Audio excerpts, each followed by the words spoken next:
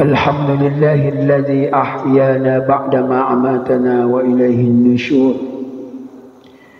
أشهد أن لا إله إلا الله وحده لا شريك له، وأشهد أن محمدا عبده ورسوله لا نبي بعده. اللهم صل وسلم على هذا النبي الكريم سيدنا وشفيعنا ومولانا محمد خاتم الأنبياء والمرسلين وعلى آله وصحبه أجمعين. أما بعد.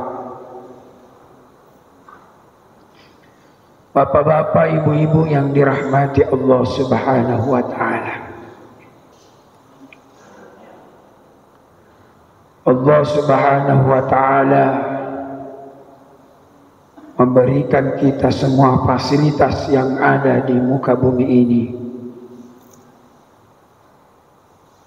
Semuanya itu untuk kepentingan dan keperluan manusia. Tidak ada yang dituntut oleh Allah Subhanahu wa taala kecuali hanya senantiasa mengabdi dan menyembah kepada Allah. Allah Subhanahu wa taala memperingatkan kita.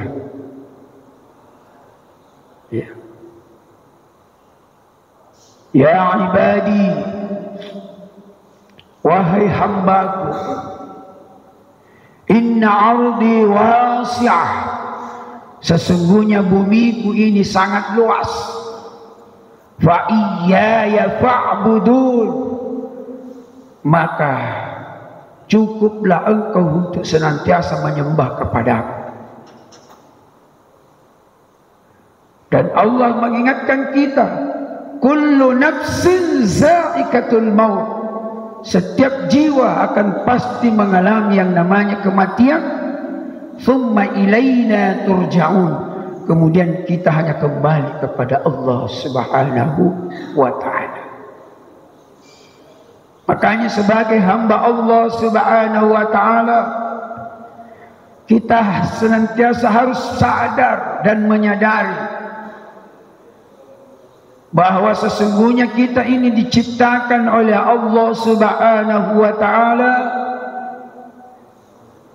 hanya satu tujuan, yaitu kembali kepada Allah Subhanahu wa ta'ala, kembali kepada Sang Pencipta, kembali kepada Sang Khalik yang telah menciptakan kita semua dan diberikan fasilitas segala-galanya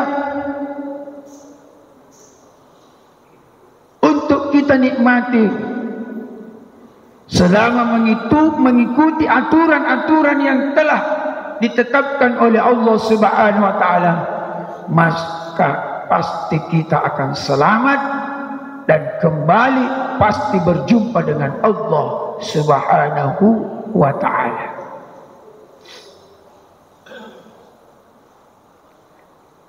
Oleh karena itu Allah senantiasa memperingatkan kepada kita semua, wa ma khalaqatul jinna wal insa illa liya'budun,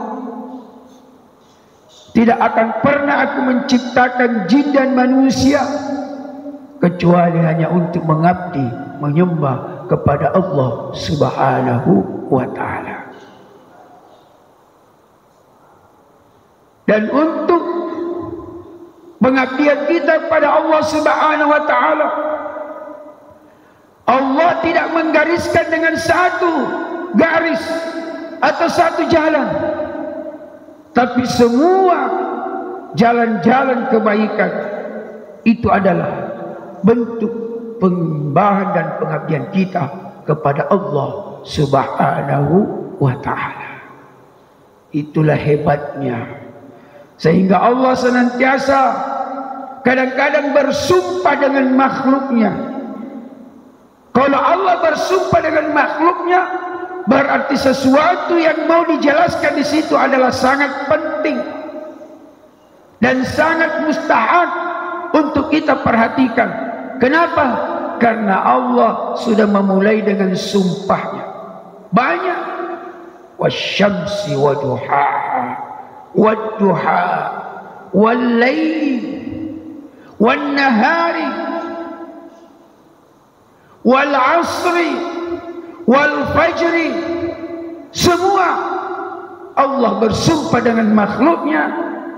Maka sesuatu itu yang perlu kita perhatikan. Kita ambil yang surah yang paling pendek, surah Al-Asr. Allah di situ bersumpah, wal asr, demi masa, demi waktu. Kenapa waktu itu selalu harus kita perhatikan? Karena kadangkala kita diberikan waktu, kesempatan oleh Allah Subhanahu wa taala, tapi kadang kita lalaikan, kadang kita abaikan. Nanti waktu itu sudah berlalu, baru ada penyesalan, baru ada perandai-andaian, andai kata, seandainya dan sebagainya, baru muncul. Itu namanya kalimat-kalimat menyesal. Makanya ketika Allah berikan kita kesempatan, Allah berikan kita waktu, jangan sampai tidak diperhatikan, jangan sampai lewat. Karena sesuatu itu pasti mustahab dan sangat penting bagi Allah Subhanahu wa ta'ala.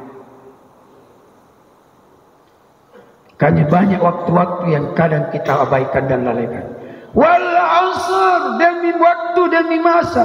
Innal insana lafi khusar. Sesungguhnya manusia semuanya dalam kerugian. Untung Allah memberikan kecualian. Seandainya tidak ada kekecualian di situ, maka binasalah kita semua ini, rugi terus. Makanya perlu diperhatikan itu waktu supaya kita tidak merugi. Illa, kecuali. Siapa itu yang tidak termasuk orang yang merugi? Yang pertama, alladzina amanu, adalah orang-orang yang beriman. Mudah-mudahan kita semua.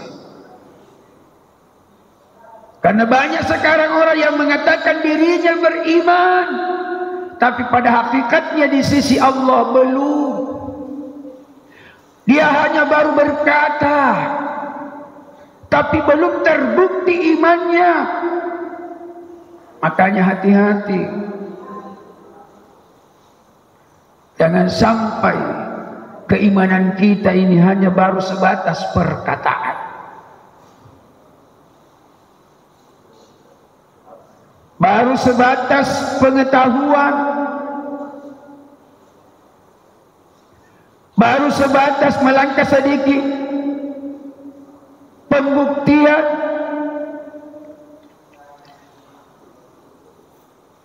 ilmu yakin, ainul yakin,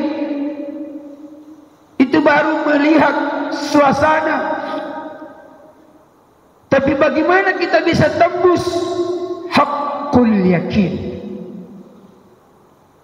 Yakin semata-mata bahwa Allah Subhanahu wa ta'ala menjadikan kita hambanya, itu sebenarnya adalah pilihan.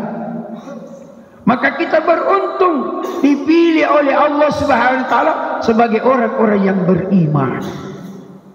Betapa banyak penduduk manusia ciptaan Allah di muka bumi ini, berapa yang dipilih oleh Allah Subhanahu wa ta'ala menjadi orang yang beriman, yang diberikan hidayah. Kita mengenal saudara kita yang baru-baru saja dipanggil oleh Allah Subhanahu wa ta'ala, seorang mubalik kondang yang diberikan hidayah dengan betul-betul mendapatkan jemputan dari Allah Subhanahu wa ta'ala, sehingga menyatakan dirinya untuk beriman. Dan hakul yakin di dalamnya, hakul yakin di dalamnya dalam beriman kepada Allah Subhanahu wa ta'ala. Ustaz kita Yahya Waloni, yang tadinya mantan pendeta, seorang yang dijadikan oleh Allah pada masanya Boleh, dia sendiri yang mengatakan, saya ini lamanya membodoh-bodohi orang. Lamanya saya membodoh-bodohi orang. Ternyata yang saya sampaikan itu adalah kebatilan. Sekarang saya baru ketemu dengan yang namanya kebaikan yang hakiki, yaitu hakul yakin. Tembus kepada Allah SWT. Bagaimana jalan akhir kehidupannya? Kita saksikan sendiri dan kita dengar. Meninggal dalam hari Idul Adha, di hari yang mulia, hari Jumat. Amalan yang paling mulia berkhutbah. Sedang berdoa, datang malaikat untuk menjemputnya. Itu yang namanya hakul yakin, husnul khatimah. Langsung Allah yang memanggil, ya ayyatuhan nafsul mutmainnah, irji'i ila rabbik radiyatan mardiyah, fadkhuli fi ibadi wadkhuli jannati.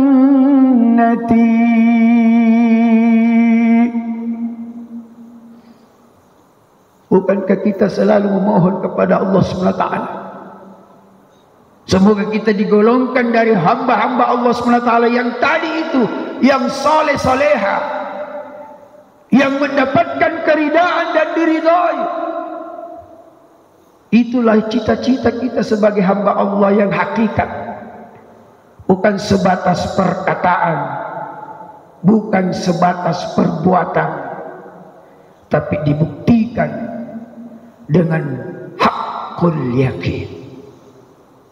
Makanya semua manusia merugi kecuali orang-orang yang beriman. Nah, pada hakikatnya, mampukah kita ini menjadi orang yang beriman sampai akhir hayat kita? Adakah jaminan? Tidak ada. Tidak ada jaminan. Siapa yang menjamin mantan pendeta bahwa di akhir hidupnya dia masuk mendapat hidayah, mendakwakan Islam, mengajak saudara-saudaranya untuk betul-betul berada di dalam yang lurus? Siapa yang menjamin di akhir hayatnya itu? Tidak ada jaminan. Tapi karena Allah memberikan petunjuk, ya kita ini tidak dijamin. Apakah kita ini mempertahankan iman kita sampai akhir hayat? Atau di tengah-tengah perjalanan kita menyimpang, justru mati dalam keadaan maksiat kepada Allah? Na'udzubillah, summa na'udzubillah. Maka oleh karena itu, yang tidak merugi, satu, alladzina amanu. Apakah cukup kita beriman? Hanya beriman saja? Belum. Allah melanjutkan, wa amilus salihat, mesti dibarengi dengan amal saleh. Sudah beriman, sudah dibarengi dengan amal saleh, sudah cukupkah? Belum.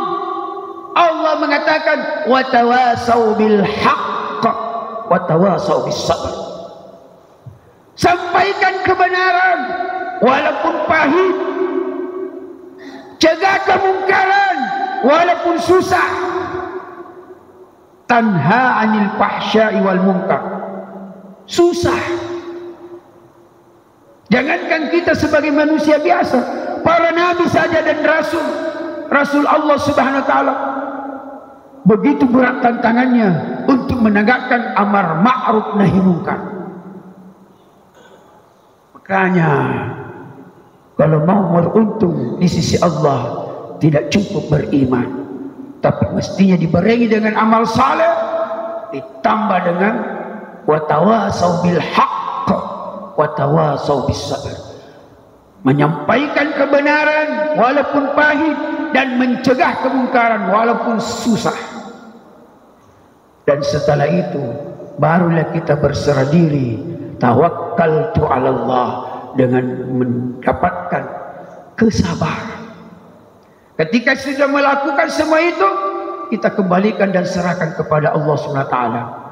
Allah yang akan menyelesaikan semua urusan-urusan kita ketika kita sudah beriman, sudah beramal saleh, dan sudah menyampaikan kebenaran dan mencegah yang namanya nahi mungkar, dan kita berserah diri kepada Allah dengan menghadapi segala sesuatunya.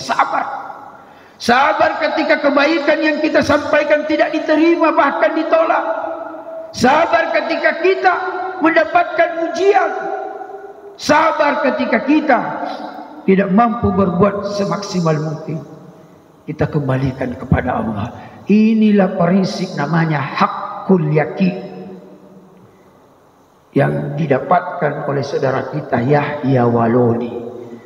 Subhanallah. Mudah-mudahan kita dijaga oleh Allah SWT dan dijadikan oleh Allah SWT hamba-hambanya yang saleh-salehah, yang akan nanti dipanggil oleh Allah SWT dengan perkataan radiyatan mardiyah.